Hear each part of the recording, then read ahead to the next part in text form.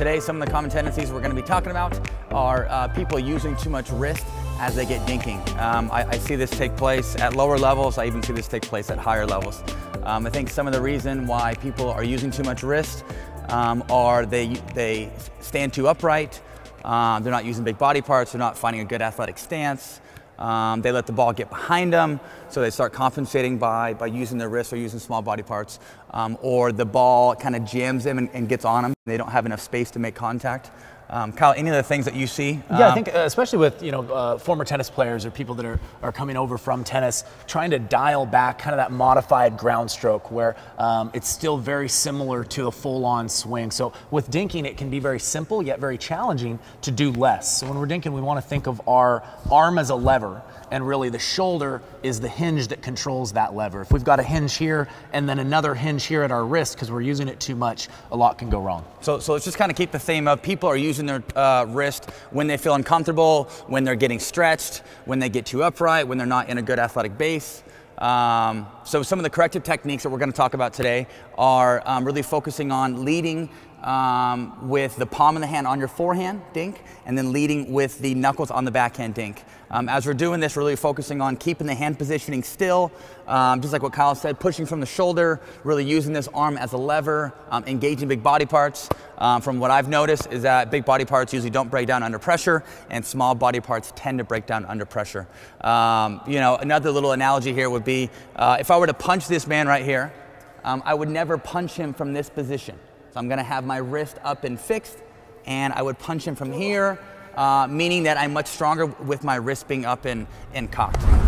Hey, I'm gonna be talking about 5 different variations of drills today, about 4 to 5 different drills. These are all gonna be wrapped around somebody using too much wrist with their dinking. So the corrective technique that we're gonna be using today is we're gonna implement using a ball in the armpit trick. The ball in the armpit trick forces you to really engage your shoulder, forces you to stay a bit more tucked in, forces you to make contact inside your bubble, and really just keeps this lever much stronger. So the first drill we're going to be talking about today is going to be forehand to forehand. I'm going to demo that. As Kyle and I are lining up here, we have 2 cones, and both these cones are lining up at our belly button. These cones are halfway inside the kitchen. So let's say the kitchen's 7 feet here. The cone would be about 3.5 feet, or I guess at that halfway imaginary line mark. So first drill here, forehand to forehand. He's gonna aim for my right foot, I'm gonna aim for his, and then we're gonna reposition back in front of the cone. So it's really important to reposition and get your belly button facing back at the cone here.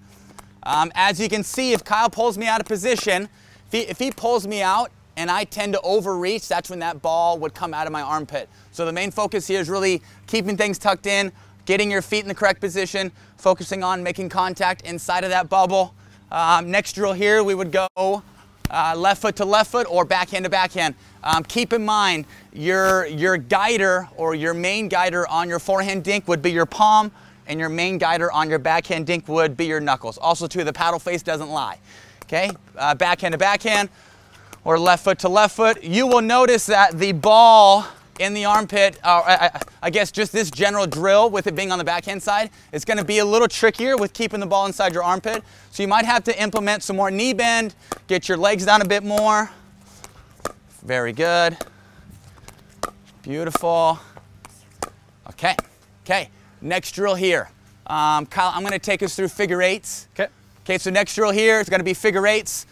This is going to be the most advanced drill. So I would be going cross court, Kyle would be going down the line. Great drill to work on your movement, great drill to work on keeping the ball inside your bubble, and we're being extra cooperative here. And keep in mind that anytime that we're drilling in general, think about there's nothing wrong with a good miss. You know, in this particular drill, a good miss would be missing high. It'd be missing a dink, obviously too high, forcing your opponent to have to take the ball out of the air, versus a bad miss would be in the net. Okay, ball in the armpit, I'm going cross court, Kyle's going up the line. See how we're making each other better here? Okay, I'm not trying to win the point, he's not trying to win the point either. Keeping things nice and tucked in. Take a look at the hand positioning, and look how the hand positioning stays nice and still. Sorry, nobody saw that. Okay, oh, here we go. Okay, hand positioning stays nice and still. Now we're gonna change direction. I'm going down the line, Kyle's going cross court. You will notice that in this drill that the person going down the line is going to be doing a bit more movement. Okay. Beautiful. Beautiful. Okay, working towards being consistent here. Beautiful. Very good. So keep in mind, we're working on directional dinks. We're being cooperative. We're making each other better. And keep in mind that a good miss in all these different drills would be missing high. All right, guys, the game that we're going to focus on here is going to be a modified game of exploding pyramids. The main focus is, not using too much wrist, really keeping the hand nice and still, kissing the baby, not slapping it, not trying to compensate in here, focusing on the hand positioning, being nice and still. But I'm going to be aiming towards Kyle's cones. He's going to be aiming towards mine. And we're both going to be trying to explode each other's pyramids. So in the setup here, guys, if you'll notice a kind of a difference between the other exploding pyramids game that we did, we will not be working on over leaning and trying to take these balls out of the air. I'm going to be going for Tyson's cones. He's going to be going for mine. But notice that we positioned them kind of halfway between the kitchen line and the net. Okay, so what this is going to do is it's going to force us to think dinking a little bit more shallow with a little bit more height. And oftentimes when people tend to use the wrist on the dink, the wrist is sending a little bit more power. So we're intentionally putting the cones closer so that the power is limited, and we're gonna focus on really dialing in that precision accuracy and keeping things as simple as possible. Okay, best way to be precise, forehand dink leading with the palm of the hand doesn't lie. And if you buy the Tyson McGuffin Selkirk Invicta, the Invicta paddle face never lies either. Backhand side, you're going to be leading with the knuckles. Okay, here we go. We'll go, we can go first to 5, something like that. Okay, play it out. Bring it, buddy. So as to give ourselves a chance, we've got to add that nice, softer trajectory for it to get over the net, but to still land short enough to potentially hit these cones. We're still both a little too far. That one was close. That's tough. Yeah, it is tough. Tell you what, I'm definitely not using my wrist though. You were almost there. Get there. There it is. Okay, 0-1. Okay. All right, let me get it. Yeah. Put another ball on there. Yeah, and you don't have to put balls on the cones, but obviously if you'd like to. Oh. I thought I got it. God, what is going on here? Learn to dink a little more shallow, would you, Tyson? Yeah. That's a skill in itself.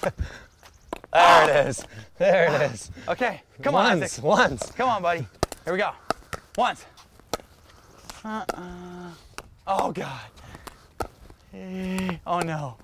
Too shallow. Oh! Got me. You got me. That's how we do it around here. Okay, guys, game recap here. We are doing a modified version of exploding pyramids. We lined up our pyramids in the non-attackable area of the kitchen. If you were to break the kitchen in half, here would be that 3.5 foot line. Main focus was to be precise by keeping the wrist still, leading with the palm of the hand or leading with the knuckles, but really just trying to be precise with your targets and knock over your opponent's pyramids. Yeah, great way to do less with the wrist is to put yourself in a position where you're gonna dink a little bit more shallow, a little bit more dialed in with the precision accuracy, and you won't feel like you need that extra power. Gradually, that habit duplicated over time will just help you do less on the dinks and increase your accuracy and consistency. Yeah, and less is definitely more here. You will soon realize how to hit a very fine-tuned lift dink after this game.